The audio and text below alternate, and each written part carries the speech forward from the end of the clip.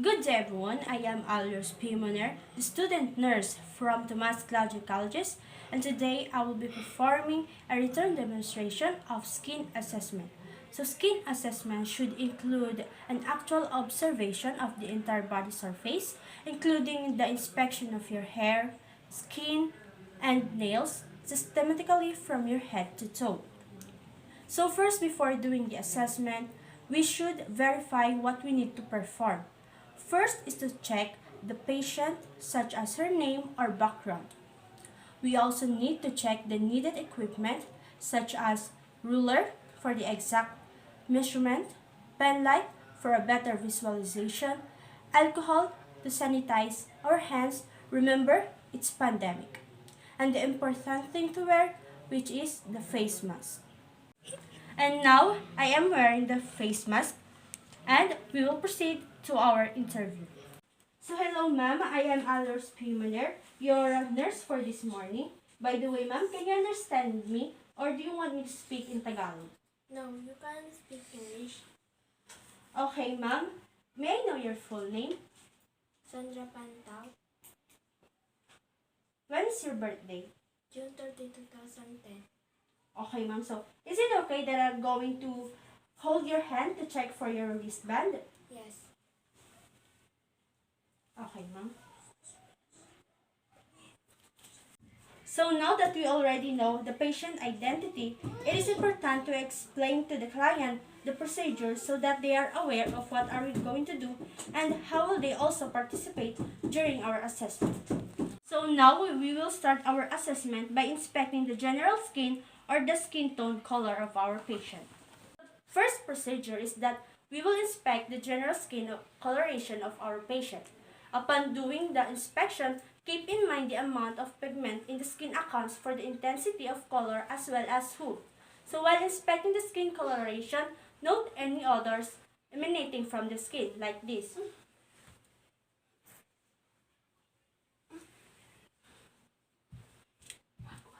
Stop. And after doing the second procedure, proceed to number 3 procedure. So, while doing the inspection of color variation, we should inspect the localized parts of or the private parts of the body, noting any color variations.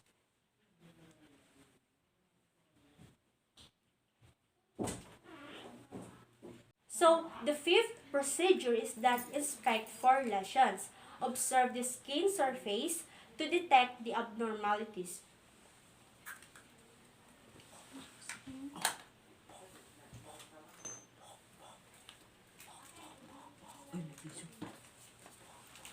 Fourth procedure is that assess skin integrity. We should pay special attention to pressure point areas. The skin is intact and there are no should be reddened in the areas.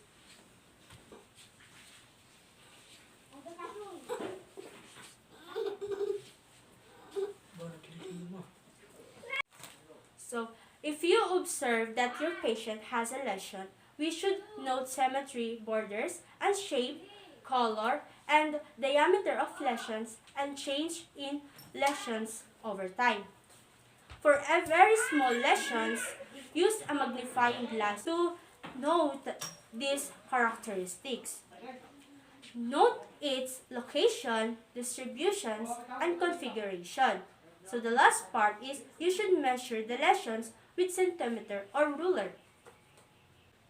And the seventh procedure is that palpate the skin to assess texture. Use your palmar surface of your 3 middle finger to palpate the skin texture like this.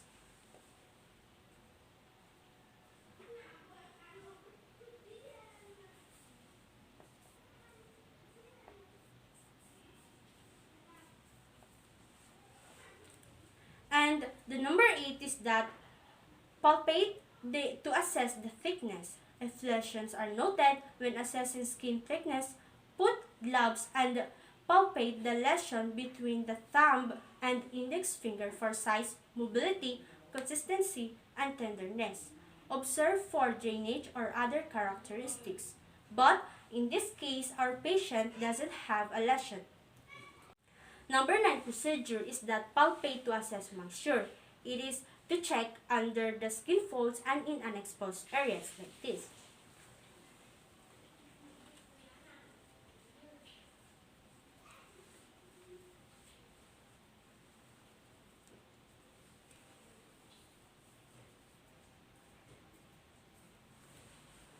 And the number 10 is that palpate to assess the temperature. Use the dorsal surface of the hands to assess moistures leads a more accurate results like this.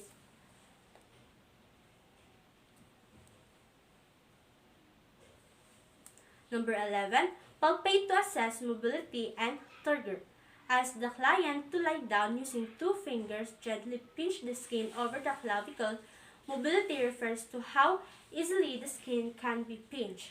Turgor refers to the skin's elasticity and how quickly the skin returns to its original shape after being pinched like this.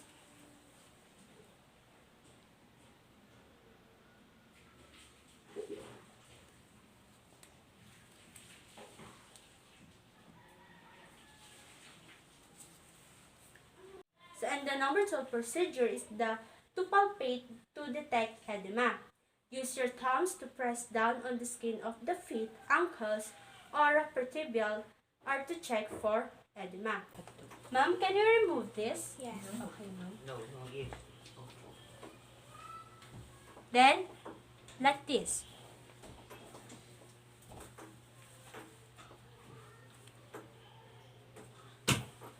What is it?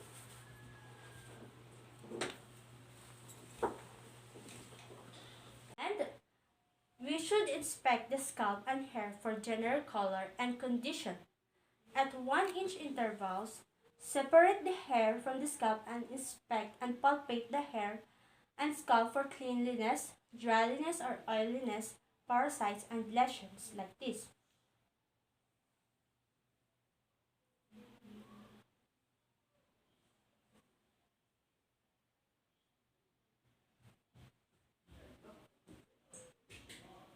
Number 3 is inspect the amount and distribution of scalp, body, axillae, and pubic hair.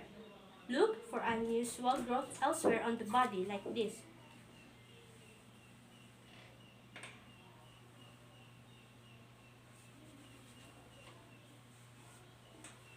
For the nails, we should inspect the nail grooming and cleanliness. Inspect nail color and markings.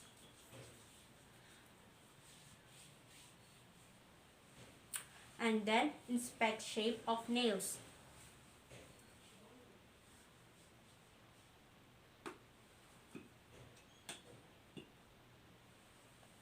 And then palpate nail to assess texture like this.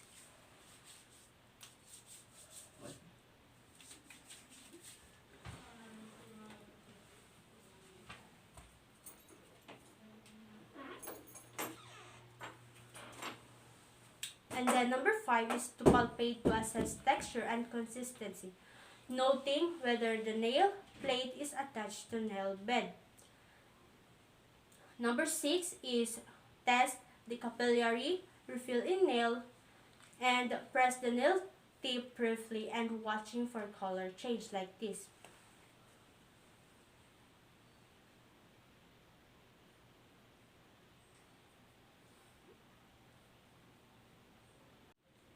The last thing is that to summarize the information and discuss the findings to the clients, provide the clients an opportunities to ask or raise her concerns. And of course, don't forget to thank the clients for the time and cooperations during the assessment. And after the assessment, do a proper hand washing. And after all, documents all the findings of the client's record. No, I forgot it.